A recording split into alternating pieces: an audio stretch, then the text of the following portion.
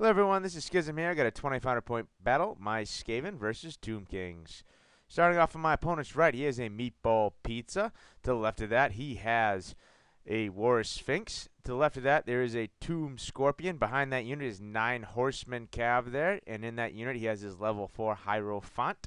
He's rocking the Talisman of Preservation and a Dispel Scroll. For spells, he rolled up Righteous Smiting, Cursed Blades, Desert Wind, Allay, Desiccation. To the left of him, there is a Necrolith Colossus, the new name for the Bone Giant. He's got the Unstoppable Assault, double hand weapons, and so for every wound he does with his charge attack, he gets another attack. Potentially very useful. In his center line, he has 40 bowmen in a giant unit, spanned out 10 by 2 or 20 by 2. Behind that, he has 40 skeleton spearmen. To the left of that is 30 Tomb Guard, and in that unit he has a Tomb Prince for the weapon skill buff, and he has an Armor of Destiny and a Great Weapon. Behind them is a Screaming Skull Catapult. In the far left of this picture, he has 6 chariots. And then rounding out his forces on his far left flank is a Tomb Scorpion. Starting on my left, I have a Doom Wheel, I have a Rat Dart, and then I have the Giant Chaos Spine Beast is a Hell Pit Abomination. To the right of that, there is 36 Clan Rats with shields, and in that unit is a Warlock Engineer with the Doom Rocket. To the right of that unit is 40 Storm Vermin with the Standard of Discipline. On the left corner is a Chieftain BSB with Armored Silver Steel, Luckstone, and a Great Weapon. In the other corner of that unit, there is a Warlord on a Bonebreaker with a Talisman of Preservation, a Dragon Helm, an Ogre Blade, and a Shield. So we got a 2 up, 4 up, Toughness 5, an extra wound, Strength 6, and some Strength 5 attacks. He's a Ball of Fury. To the right of that unit, there is 60 Plague Monks with the Plague Banner. Behind them is a Warp Lightning Cannon. To the right of that is 36 more Clan Rats, and in there is a level 4 with a Dispel Scroll. He's got 3 Warp Stone tokens. For spells, he rolled up my favorite spell set, Scorch, Crack's Call, Warp Lightning, and the 13th. So quite the ranged capabilities here.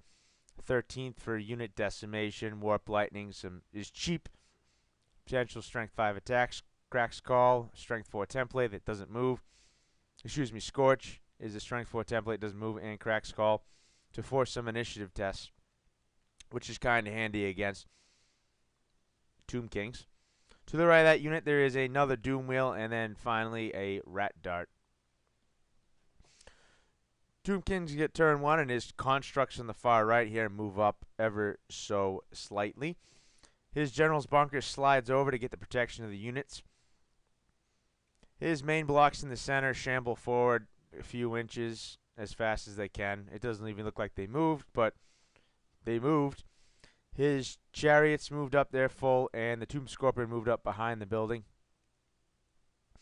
In the magic phase, he does get off the Desert Wind, Allay, and he moves up his 2 Sphinx and his other big Gribblies here up into the crest of the woods. And magic phase, he tries to get up Smiting on his Archers unit, and of course I stop it. That's the only spell I'm really scared of at this phase in the game. And he, so he doesn't get it off, but he still unloads on my Storm Vermin and takes 10 off, which is quite fortunate for him. So my turn 1, my Rat Dart goes up in the woods to slow something down. My Doom Wheel moves up. There's really no good place for the Doom Wheel to go. Those constructs on this far right are kind of fast. They're all movement 7 or 6. I think the Scorpion might be 7 and the other 2 are 6. So no matter where I go with it, I'm going to be within good charge range of it. But at least the Bone Giant's in my front arc, so if he does charge it, at least he won't be able to overrun into my Clan Rats. And if he charges my Clan Rats, well then, at least I'll have ranks and banners. All it takes is one bad round of his Thunderstomp. Then I might be able to start to crumble him.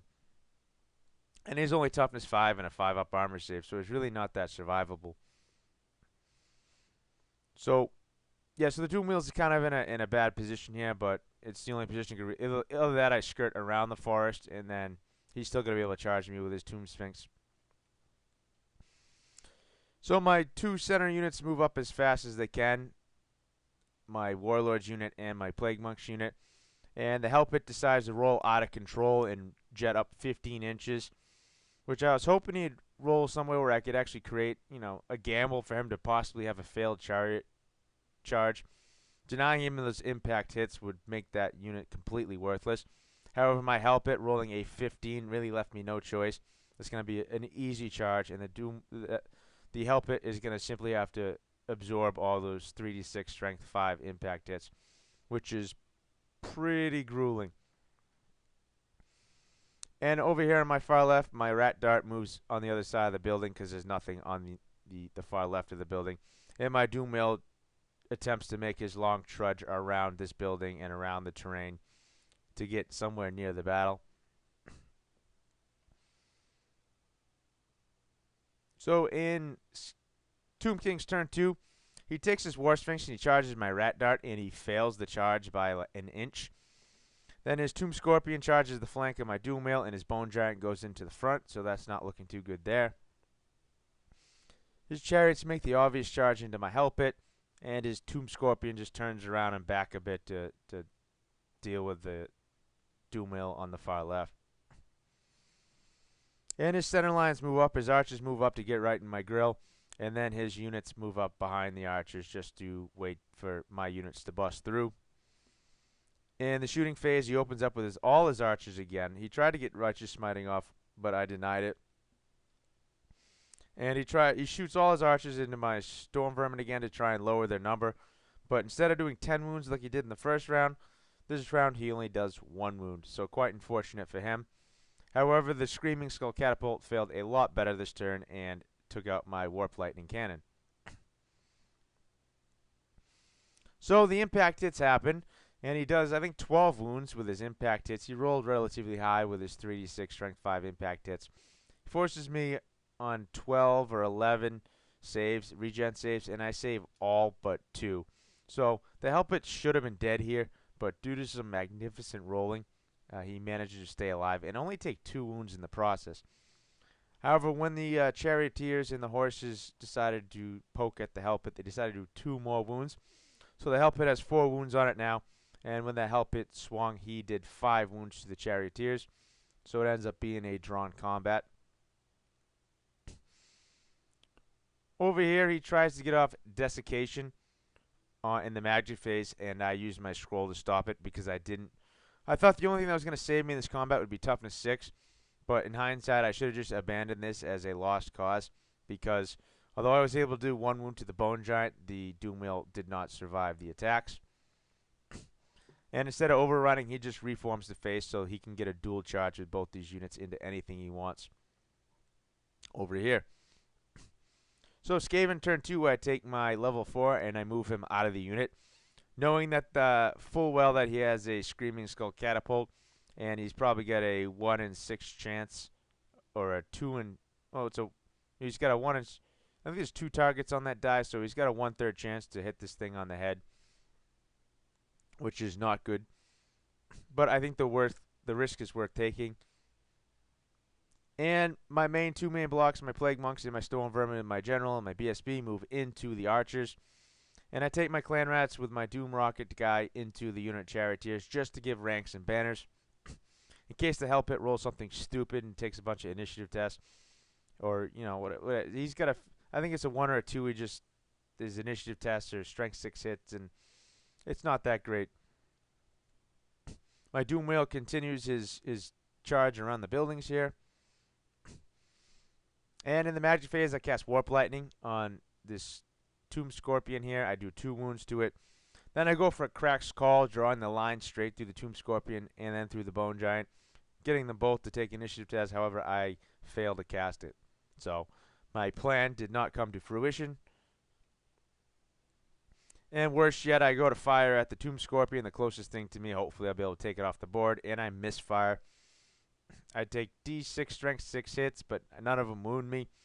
And I lose 1 of my D6 in movements, so this thing is just, its advance is grinded to a halt. In the combat here, his skeletal archers do manage to take off 2 of my plague monks, but I do kill 28 of their number, and the remaining 12 crumble to dust. Then I overrun and I roll double ones with my storm vermin, so I don't even get into his tomb guard here. And my plague monks roll just an inch short of getting into his spearmen, so could have been a great overrun into an enemy unit, turned into absolutely nothing by botched rolling. In the combat here, I managed to do 4 wounds to the charioteers, and he did no wounds to me with all of his attacks. So just by combat res alone, he crumbled an extra 9. And he only had 9 wounds left in the unit, so the last 3 chariots just went pop. And the Tomb King's next turn, he takes his spearmen, and his tomb guard could not wheel out of the way of the plague monks, so he took them both into my plague monks. And he reformed all of his monstrous constructs, ignored my unit of clan rats down below, and drew all his attention into the center unit, since that's where all of his points are, his meat and potatoes. He's going to use all his monsters to aid in this combat on his next turn. He takes the Tomb Scorpion into my Hell Pit Abomination. And in the magic phase, he gets off Desiccation on my Plague Monks. So the only thing they have going for them is Toughness 4. And now they're Strength 2, Toughness 3. So that's not good for them. My Hell Pit handily dispatches the Tomb Scorpion. And the combat here, just because I don't want to lose Frenzy, and since I am at disadvantage to do wounds here with my Strength 2, I pop the Plague Banner. And in doing so, I managed to kill 12 of the Spearmen and 1 of the Tomb Guard. He does 10 wounds to my Plague Monks, and he ends up, in the end, crumbling 3 on both of his units. My turn 3, I take my Doom Whale, and I charge it way the hell away from my Hell Pit Abomination. Now, I do this because the gap between both the Hell Pit and the Doom Wheel is greater than 18 inches now because of the movement of the Doom Wheel. So had I not done that, I would have zapped my own Hell Pit. And we actually rolled it out just for fun, and I would have done Strength 10 hits, and I would have done 3 more wounds to the Hell Pit, and I would have killed it. So it was a good decision to move the Doom Wheel. Although it takes it further out of the game, it saved my Hell Pit from dying from my own unit. So I take my Clan Rats here and I reform to head back the other way to possibly get some charges off on these constructs. And my Rat Dart does the same thing. My Hell Pit moves forward to hopefully get a charge off into the side of the Tomb Guard if they're still there, or go after his Screaming Skull Catapult. I move up my Clan Rat unit a little bit, and then I reunite him with the Grey Seer, so I don't have to worry about another catapult shot scattering off of him, or worse yet, not scattering off of him. In the magic phase, I try and get off Crack's Call again. You can see the perfect line. If I rolled the 46, I can go through his Tomb Scorpion, his Bone Giant, and his Tomb Sphinx. But I don't Irresistible Force it, and he draws out his Dispel Scroll. So I kind of saw it coming. I knew it was either double 6 or nothing, but didn't get the double 6, so I got the Dispel Scroll. But that was such a juicy Crack's Call. Oh. So in this huge swirling melee in the center here, I do 5 wounds to the Tomb Guard. I do 5 wounds to the Skeletal Spearman. And his return attacks, he killing blows my BSB off the face of the earth. He does 1 wound to my Ogre Warlord on a Bonebreaker, kills 2 Storm Vermin and 3 Plague Monks. So I end up winning the combat by 5 here because of charges and all that, and the ranks and all that good stuff. So both units take 5 wounds. And then his turn 4, he takes his War Sphinx, his Bone Giant, and his Tomb Scorpion into my Plague Monks. So that's no bueno for them. He moves around his Skeletal Cavalry to go after the Rat Dart. Who cares? And then he takes his Hierophant and he detaches him from the unit and just leaves him behind. And in the magic phase, he casts off Desiccation again on the Plague Monks. So, you know, what was looking grim now looks absolutely catastrophic for them. Then he lands a catapult shot directly in my Hell Pit, and expunges it. Then in the combat, I issue a challenge with my Warlord. His Tomb Prince refuses and goes to the back, so he'll get this full amount of swings with the rest of his unit there. And as far as casualties are concerned, I absorbed 26 wounds on my Plague Monks. The Bone Giant went in with its unstoppable assault and killed 7, I think, 6 or 7, and then he did 6 thunderstomps and killed almost 12 himself, which was pretty grim. However, he only does 1 wound to the Storm Vermin. I do 6 wounds to the Tomb Guard. I do 6 wounds to the Skeletal Spearman, and I do 1 wound to the Bone Giant. I lose this combat. I have no BSB, but he has no ranks in this combat, so my Plague Monks are still steadfast, and my Warlord unit's still steadfast, despite losing this combat by monstrous amounts, and I stick with both. So my turn 4, I reform my Doom Wheel, or I should say I turn around and move 2d6 back into the battle, now that I don't have to worry about zapping my own Hell Pit. And I charge my Rat Dart, because I have to charge it out of the way, and I declare a charge also with the Clan Rats, just to add their combat res, add the the charge and the rear to this combat, just in case anything goes wrong. And I move my other Rat Dart out of the way of his Skeletal Horseman there, so it won't get charged, to preserve that 20 plus points. And my other unit with my level 4 move up into range. And in the magic phase, I get off Warp Lightning on the Skeletal Horseman. I really don't have any of the targets I can see. Everything else is engaged in combat. So I managed to take off 3 of the Skeletal Horsemen. Then I cast Scorch on the unit to add insult to injury, and I take out 4 more. So there's only 2 left. And then I managed to cast Crack's Call. And we talked about it quite in length about, they're in combat, whether or not you can cast it. And we came to a conclusion, between both of us, since there is no target and you can't target things in combat, and we just treated it like it was a vortex spell, because it doesn't exactly say anything on the card to where you're directly targeting, can't target things in combat. I know they're not slaves, but then again, I'm not targeting anything. I'm just drawing a line from my caster. So I end up casting Crack's Call. I get it off. I go straight through the Bone Giant, the War Sphinx, through his unit. So that's 1 skeleton there, and I come an inch short of his Hierophant. So what could have been an epic Crack's Call turned into an amazing Crack's Call. And he fails all 3 initiative tests. So his Bone Giant dies, his War Sphinx dies, and his Skeletal Spearman dies. So pretty amazeballs at this point. So at this point, the Tomb Kings decide to concede the battle, since, his 2 units in the center, because of the fresh charge in the rear and the combat res. I'm killing about 5 a turn, 4 or 5 a turn between both units. Both those units would have popped and left him with a catapult on the board. So, some notes. Really, a big factor of this game was making those saves on the Hell Pit that got way out in front of my lines from that hellacious roll. I mean, normally rolling that high is not too bad, but not when it's the first thing that breaks the seal of a game. And luckily, my regen saves came through. Granted, I didn't make any regen saves after the impact, really, but I just needed to make those regen saves, so I was quite fortunate in that regard.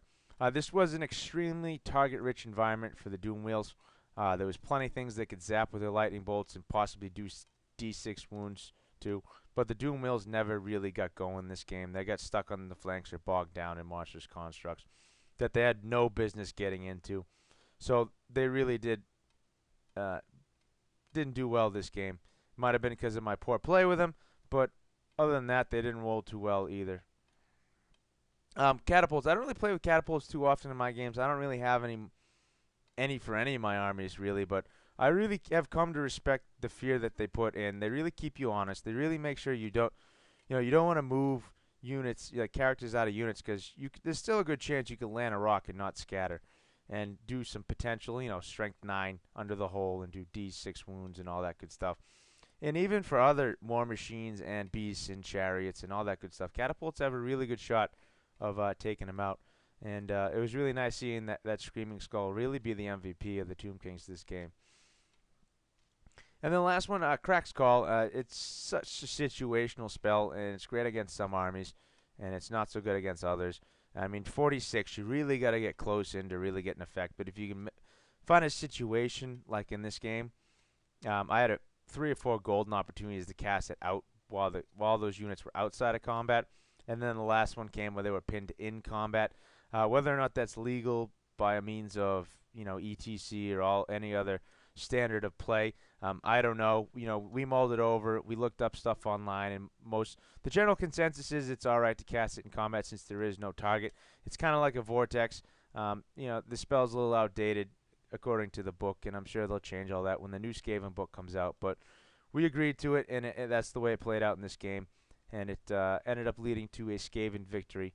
Had the Crack's Call not gone off, that combat, how it probably would have gone is the Plague Monks would have died, and the Storm Vermin would have been steadfast, and the other Clan Rats would have been steadfast, and I probably would have destroyed the Spearmen and the Tomb Guard. How I would kill the Tomb Sphinx, I don't know, but it probably still would have been a Skaven win at that. But then again, I don't know. You don't know what could happen. Everything, changes within one magic phase. All it takes is one desiccation or one, good round of spells or charges or flubbed rolls to really change a game. But that's the way this one played out.